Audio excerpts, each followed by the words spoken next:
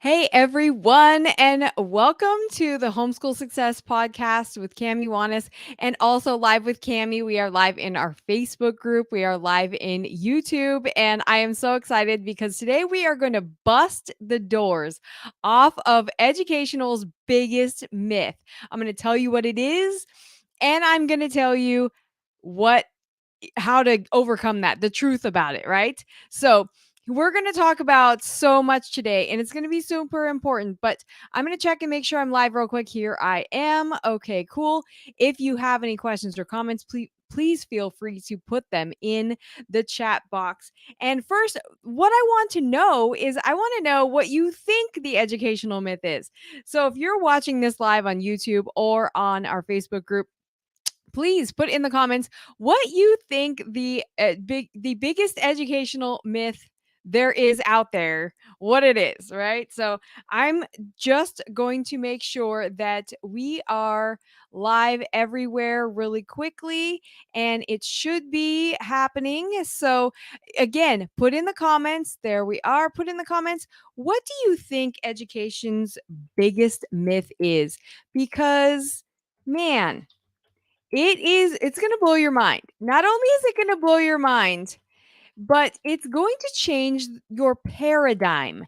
And you guys, that's huge. That's huge because it's gonna free you up. It's gonna not only free you up in terms of the weight off your shoulders, but it's actually gonna give you a little bit different kind of weight. I know that's weird, but that is what you are going to need to know to make sure you are getting your kids the best education possible. Okay. So I am okay. We're all live here. That is perfect. Okay. So let me just set these things up. Awesome.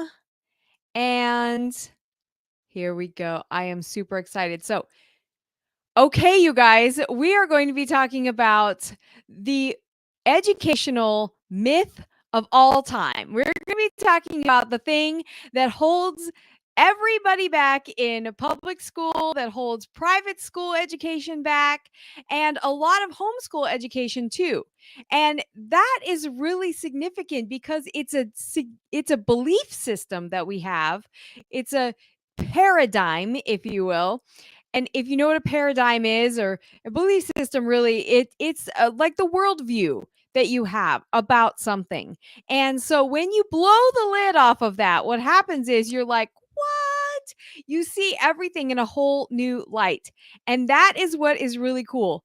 Because when you know the truth about the educational myths, you are going to know everything that your ladder's leaning against the right wall, and you're going to know everything you need to know to help get yourself and your kids on the right track to getting a great education.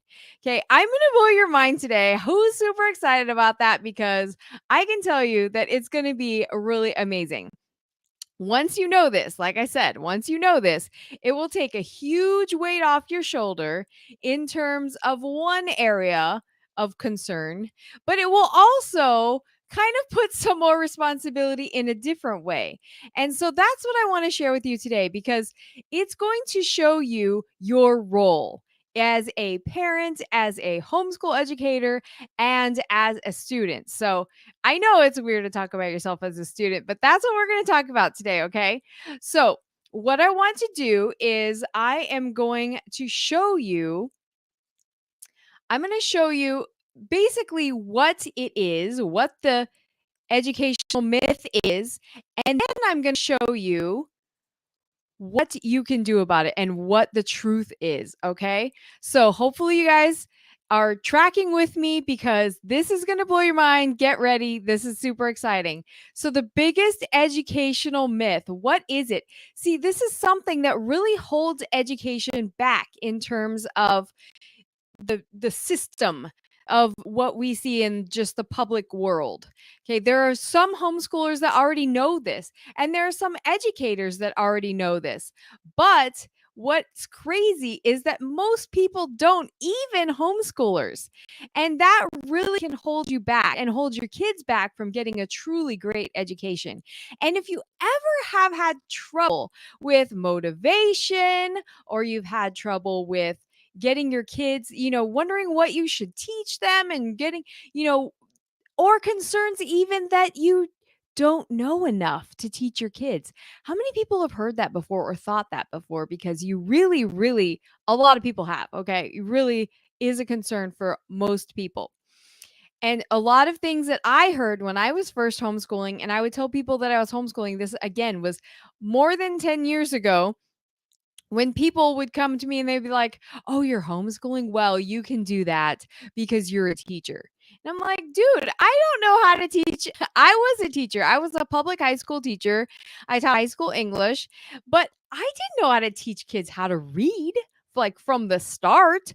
They either knew how to read when they got to me, or if they didn't, they were not in my class, right?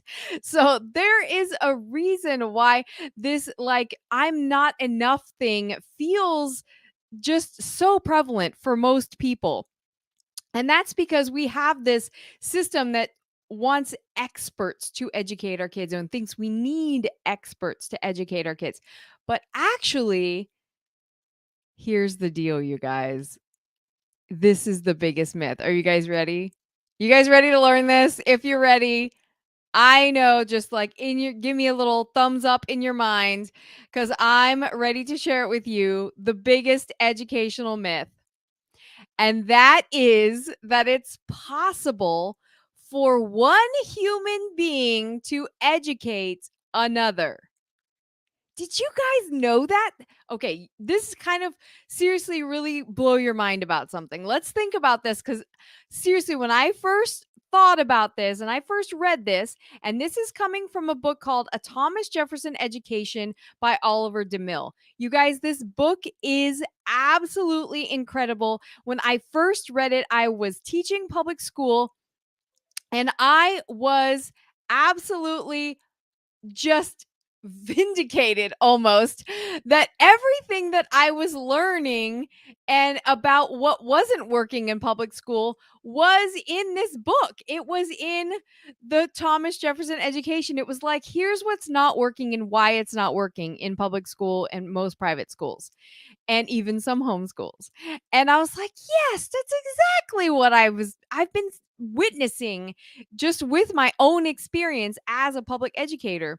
And then it said, here's what you need to fix it. And it gave me this myth that it is possible for one human being to educate another. And it was really hard to get my brain around this, because we have this paradigm that teachers teach and educate children or other people, right? Somebody can educate you. Oh my gosh, let's just unpack that for a second. Let's unpack it, right? Okay, so we're going to unpack this. And the truth is that teaching, not education, should be our focus, because great teaching inspires students to educate themselves. Oh my gosh, you guys. Okay, I'm going to say this again.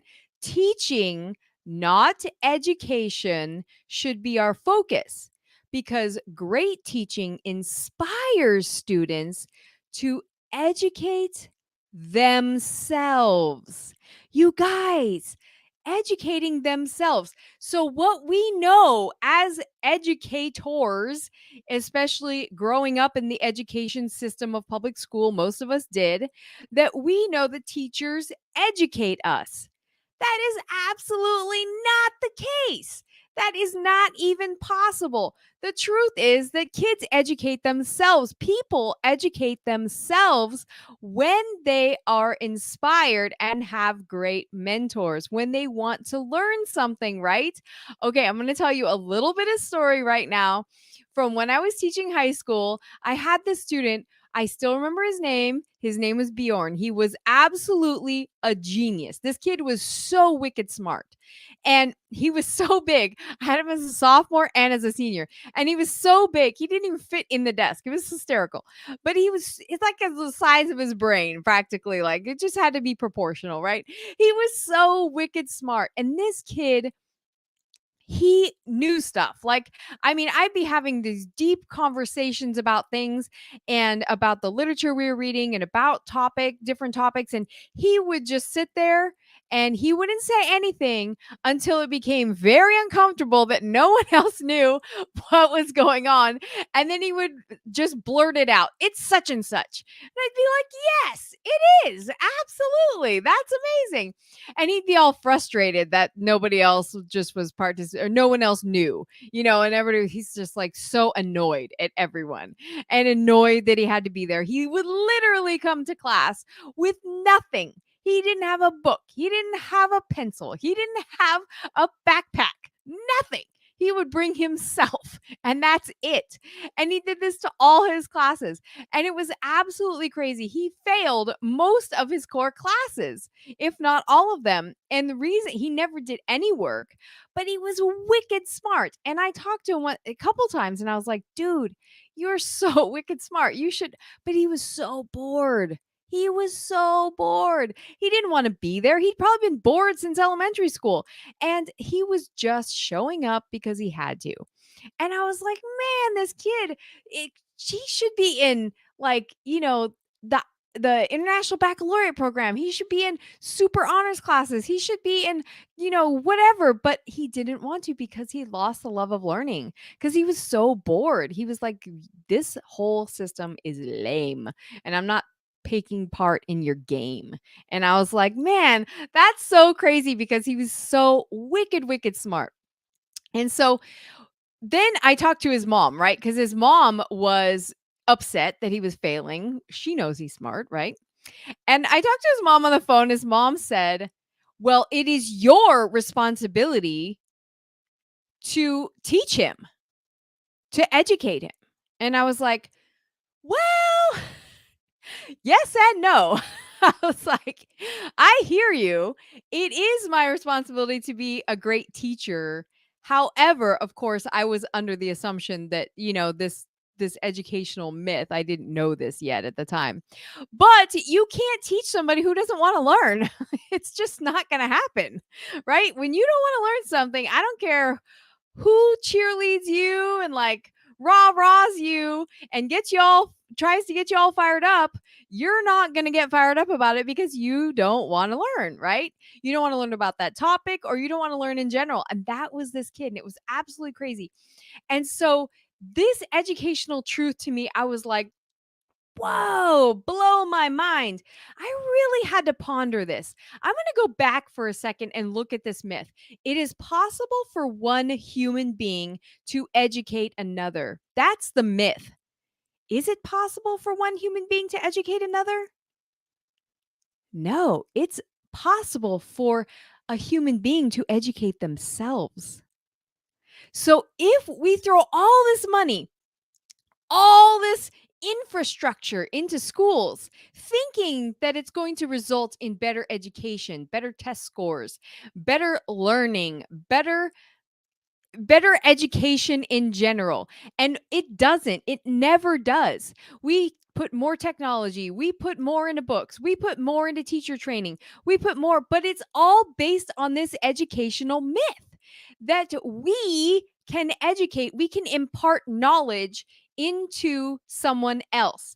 Yes, we can share knowledge with them, but if they don't want to learn it, they're not gonna, right? That's just the way things go.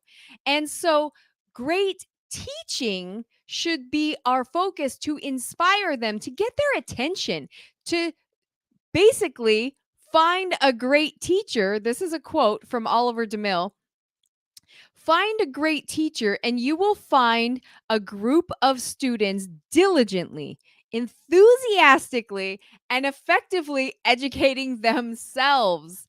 You guys, so find a great teacher and you will find a group of students diligently, enthusiastically, and effectively educating themselves.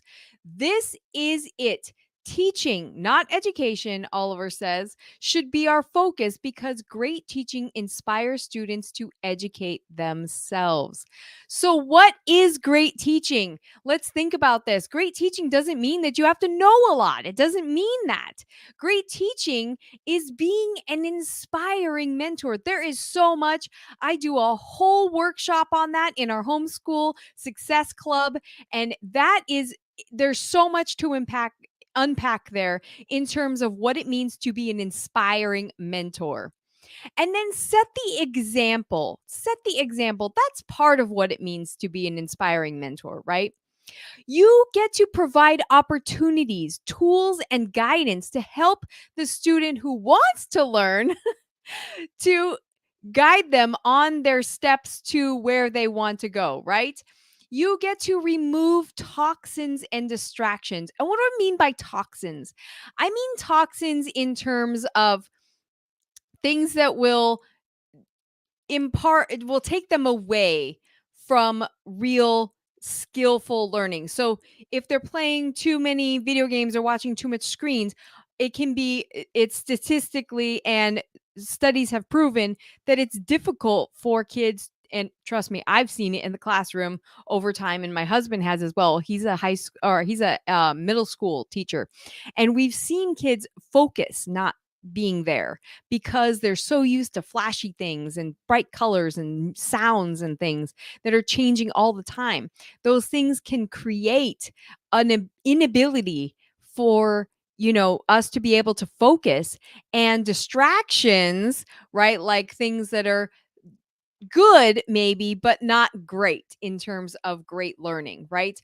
And then also toxins are something like toxic food, toxic, just toxins in general that just inhibit our ability to get the education and put the study time that we need. The problem is that most people think that great teaching is giving them wisdom and giving them, which it is, but giving them the answers is what I really mean. Giving them the answers, putting it on a silver platter. That's something I found I was doing a lot in high school just because the kids weren't used to participating on that level. I really had to retrain them, and it was difficult. And it didn't work most of the time because they had so many years of training of just things being just handed to them. They think they're just, oh, well, if I don't say anything, the teacher's just going to tell me what it is, anyways. Right. And what that results in is not great learning and great education. And great education, it means a lot of different things to a lot of different people. But let's suffice to say that great education for our talk today is great thinking.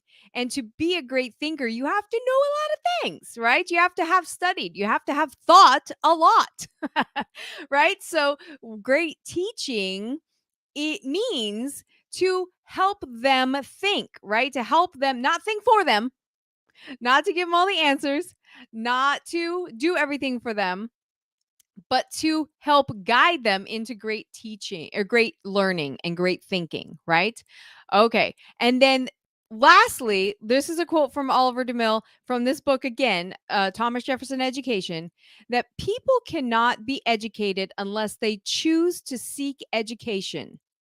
They choose to seek education, and they seek it when they are inspired by great teachers, when they are inspired by great teachers. So being an inspiring mentor and being, an example helps students to say, man, I want that too. I think that's awesome. Look how much fun she's having. I want to do that too. So think about that when you're with your kids and you're going, just going along in your day with your workbooks and everything like that. And you're thinking, man, this is kind of boring. I think it's boring. They think it's boring. What can I do to inspire, right? If they're not wanting to learn, then they're not gonna, right? I don't care if they complete the worksheet or not, or their workbook or not. They're not going to remember it. How much stuff did you learn in school that you forgot, right? Or that you didn't really actually learn because you weren't ready to learn or weren't interested in learning, right? I know that when I taught commas and how to punctuate dialogue about 4,000 times in high school at all different grade levels, and kids would always need a reminder. When my son was first learning, literally, when he was first learning writing, he asked me one time, he was writing a story and he said, "How do you like," I said, "Let me show you." He was writing a dialogue and I said, "Let me show you how to punctuate this real quick." And he was so into this story. He says, "I'm going to write this whole story into a book. It's going to be my first book ever. I'm so excited." And had all these big plans. He was super juiced. And so what I did was I showed him how to punctuate dialogue. It's very simple. And literally, I've never had to teach him again, ever. He was young and he learned it the first time because he wanted to. He wanted to. That's the key. He wanted to, and he was interested in learning it, and he was hungry for the knowledge, and he learned it. And I've never had to teach him again. It's pretty amazing, right? Oh my gosh. Truth about education, right? The truth about education is that people don't educate other people. People educate themselves. And one of the things that we have a lot of trouble with is teaching our kids that a great education is a lot of work. It's a lot of work. It's hard work. A great education. I'm not just talking about getting your diploma and going to college and getting your piece of paper. I did that. I was a pretty good student. I was like A minus B plus average all through school, all through the credential program, getting my teaching credential and everything. And I had a very, very mediocre education. Trust me. I have learned more since college than anywhere else because I have been hungry for learning. I didn't like to learn again until I was like a senior in college. And then I realized, man, this is amazing. This is my whole job. I get to be a student and learn about things that I'm interested in. This is amazing because when you're a senior, you get to like learn about stuff you're interested in, right? And so that was the key, and I was on fire for learning after that. I was just saw problems, and I would seek out information and seek out mentors, and that is the key. I was just really, really hungry, and I've never lost that, really. I've never lost it since my senior year of college, and the problem is that all the classes in between there, I didn't gain hardly anything from, even though I got really good grades. I played the game well. And that's what I used to tell my students: play the game, get the diploma. It's just a game. And it is just a game when you're in that system. But when you're homeschooling, it's not just a game. It doesn't, well, it could be, but it doesn't have to be. It can be amazing. And you can be an inspiring mentor to inspire your kids to get their own education. And there are so many tools on how to do this. And I walk you through every step of the way when we go through the Homeschool Success Club. And there are the planners that I've developed for the student and the parent that walk you through every step of organizing that and helping students really become owners of their education and helping you become a great mentor. So that's my passion, you guys, blowing this myth up. Let's blow it up. Let's be awesome teachers. Let's focus on being a great mentor and inspiring learning. If you ever have trouble with motivation, this is the problem, right? Yes, finding inspiring teachers and learning from the resources out there and the guidance along the way. That is it, you guys. You guys got this. You can do it. You already are. If you're listening to this, I know you already are and you want to be, and know that you don't have to be that right away. It's a learning process, and your kids will be inspired by your learning process. And that is the inspiration. You don't have to even have a high school diploma, for crying out loud. But learning inspires learning. I should say this: inspired learning inspires learning. There's a big difference between that, right? Okay, you guys, I know you can do this. I know you got this. I'm in the middle of revamping the entire Homeschool Success Club. I'm adding more, I'm redeveloping it to make it even more powerful for you. So I am super excited about that. It's going to be coming out in this November. And you guys, oh my gosh, I'm excited to take you on that journey with me. Okay, so share this myth with other people, share this with other people, and who you know that are homeschooling, those of you that are not homeschooling and or questioning whether or not you should homeschool, because if you get started on this right path the first time, and that's why we're doing it at the beginning of the year, so you can get started on this right away. Okay.